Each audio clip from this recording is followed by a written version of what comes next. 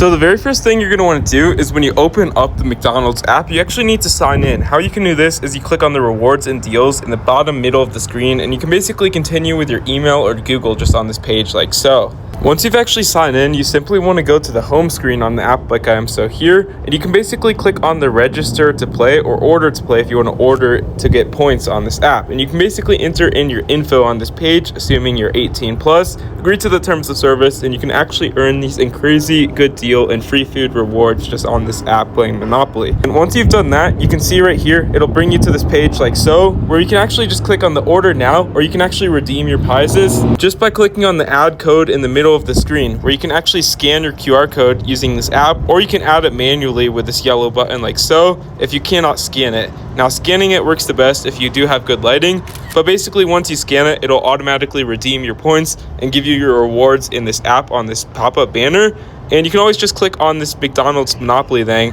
and you can see right here, if we click on register to play just on the home screen, it'll bring up the pop-up, and you can actually view all of your prizes, which you can claim so on this pop-up like so on the app. It's really easy to do, and yeah, you just need to agree to play and be 18 plus. But yeah, if you found this helpful, consider liking and subscribing down below.